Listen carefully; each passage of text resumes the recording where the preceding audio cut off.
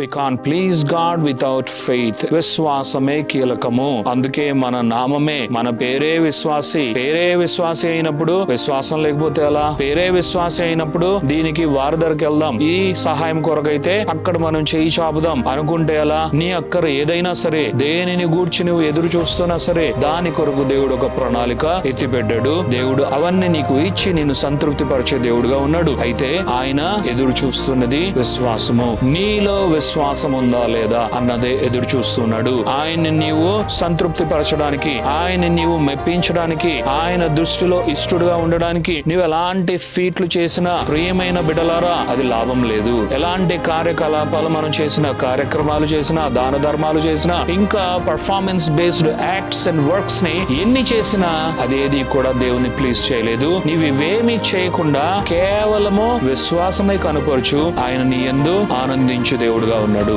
మొదట విశ్వాసం, తర్వాతే దాని యొక్క యాక్ట్స్. మొదట యాక్ట్స్, తర్వాత శూన్యం. అంటే దేవుడు కోడి ప్రియులరా, ఆయనకి కావాల్సింది విశ్వాసం. ఇదే మన దేవుడు. This is our God. That's why our God is so special. That's why our God is so unique. ఇది మనం తెలుసుకోవాలి.